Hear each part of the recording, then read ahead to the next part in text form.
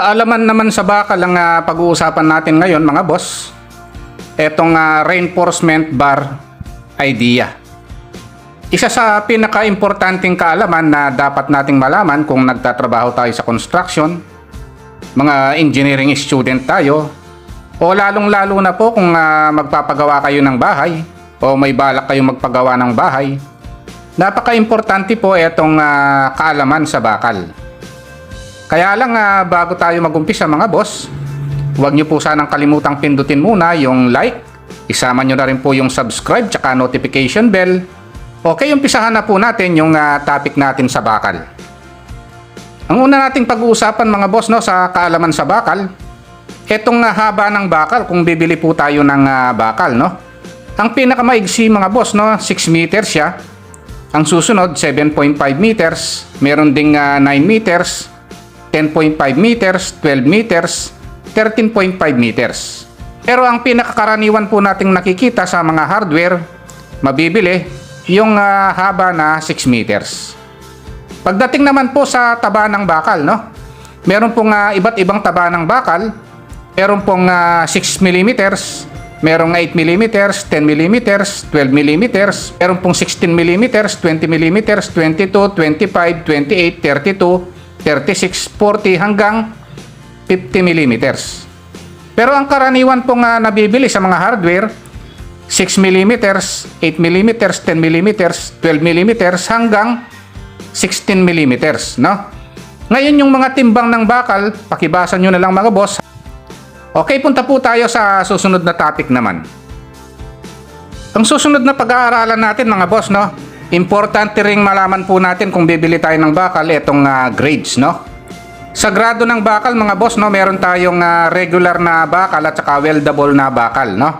Tandaan lang po natin na yung weldable na bakal meron pong pula sa dulo ng bakal. Gaya po ng nakikita nyong may pulang yan. Ibig pong sabihin yan, pwede pong weldingin yan. Kung nakikita nyo po, weldable bar, lahat po sila may pula. Ayan po. Kaya lang yung mga grade natin mga boss, meron po tayong PNS Standard 230. Ang katumbas po yan sa ASTM grade 33. Kulay puti po yan. Kung bibili po tayo ng bakal, malamang na malamang, ang makikita po natin sa hardware, ito pong kulay puti na ito. Ayan po yung grade 230 or grade 33 sa ASTM. Yung 275 grade 40 po yan, kulay dilaw naman. Tapos meron pong grade 415, grade 60 po yan, kulay green. Okay, grade 75 po yung kulay blue at saka kulay green.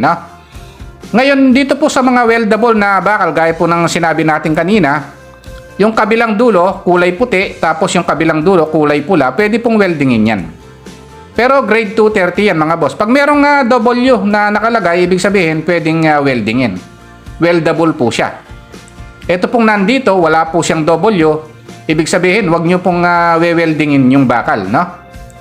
Ayan po yung dapat nating malaman. 275 may W, pwede pong weldingin yan. Yung kabilang dulo, kulay dilaw. Yung kabila naman kulay pula. Tapos sa 415W, grade 60 po yan. Yung kabilang dulo, kulay green. Tapos yung pong kabila, kulay pula.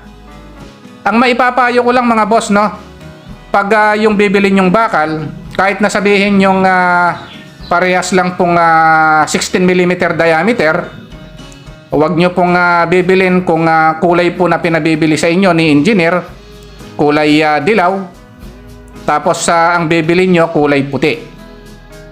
Huwag nyo pong gagawin yon kasi ang mangyayari po, hindi po kasing tibay ng kulay dilaw yung kulay puti. Kahit sabihin po nating parehas yung taba ng bakal.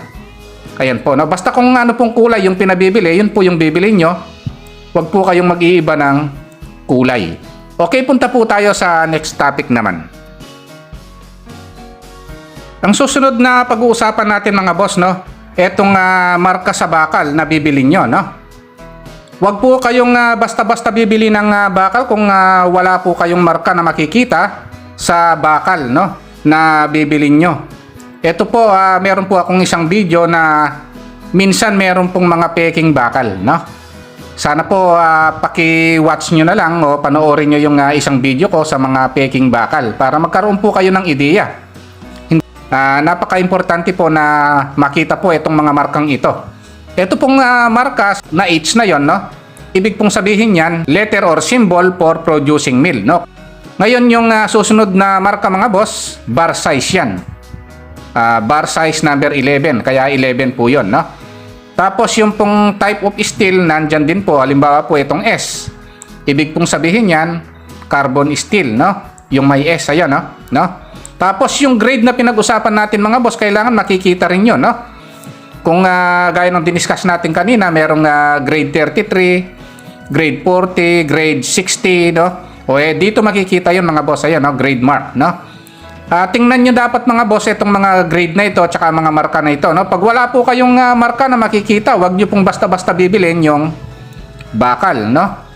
Ang maganda po, panoorin nyo yung isang video ko para malaman nyo po yung mga substandard na bakal. Meron po akong isang video niyan. Okay, yun lang po, no? Kung nagustuhan nyo po itong video ko, sana pakipindot lang yung like. Isama nyo na rin po yung subscribe tsaka notification bell. Thank you very much and God bless po sa inyong lahat.